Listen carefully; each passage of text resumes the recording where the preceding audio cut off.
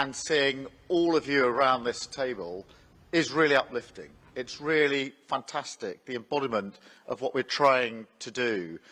Just to see the sheer number, the quality, the talent, the experience around this table is really incredible and brings to life, I think, everything that we've put down in writing when we come to agreement. So thank you all for being here, for being part of this forum, and for making this two-day trip such a historic visit. As we've heard from those interventions, the feedback that we've just had, we've already had a really productive couple of days. We've brought together businesses and investors from both sides, from India and the UK, to network, to pitch, to discuss, to share ideas, and that's what they've been doing. And I've seen it happening all around in the last 2 days, in corners of rooms, around tables, over food or drink or whatever it may be, discussions going on that are the point of connection out of which further developments, further negotiations, ideas spring. So it's been an incredible buzz. On our side, on the delegation, we felt this on the plane on the way over. There was incredible energy, and it's been a real buzz around these meetings. I think it is the continuation of what we started in Chequers. I've always seen this as a sort of two-part exercise. We had the FTA itself, had an excellent meeting in Chequers. It was my privilege to have some of you there and to have the Prime Minister there at Chequers for that historic meeting, and then to have this as the second part of that. And so I see this as a celebration of the partnership between the UK and India, and a clear display of our belief in the potential.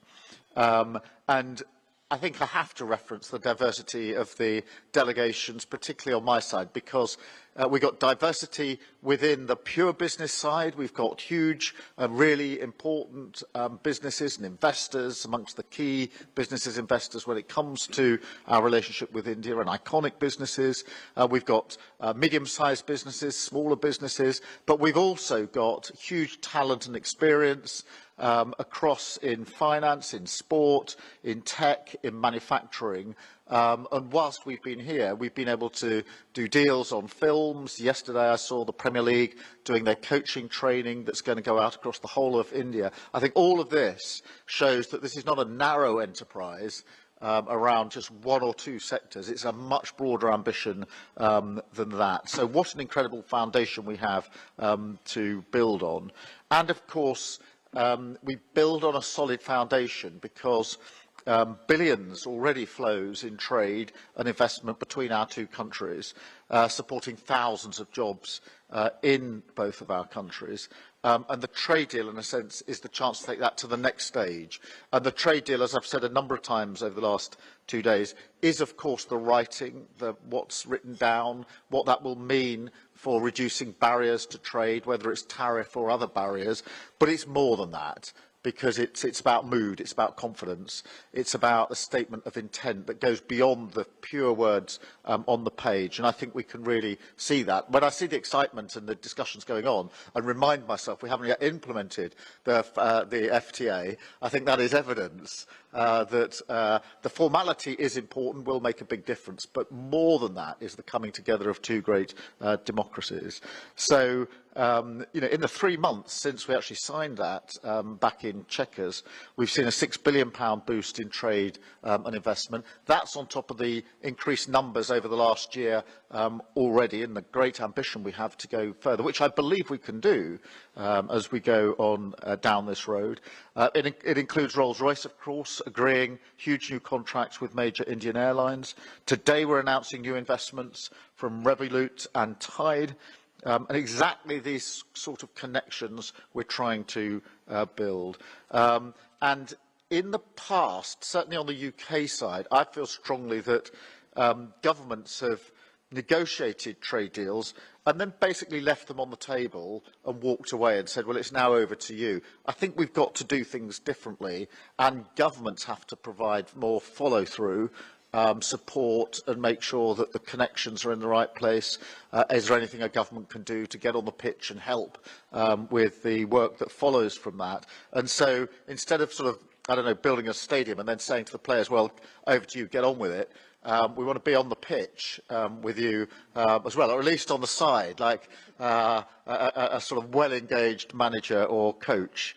I would rather be on the pitch personally, but you know what I mean. We've got to follow this through. So taking a different approach, we want to be hands-on and make sure that this deal, the potential of this deal, really does deliver. And that's why this forum is really important, because I think this is the opportunity that we have by making sure this forum operates properly, to have both Prime Ministers here engaging with you, getting the feedback, and that requires us then to take that away in an active way and say, well, what more do we need to do then where there's any issues that can be disentangled. So we want to provide a direct channel for you. Tell us what we need to do to go further and faster to deliver the most from this deal. And I say further and faster.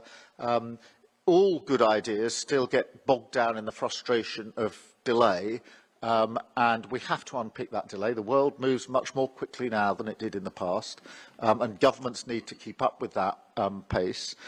So you need to tell us what we need to do, how things are working, where there are still barriers that need to be taken down, and what more we can do to capitalise on the opportunities. So the message from me is we're here to help.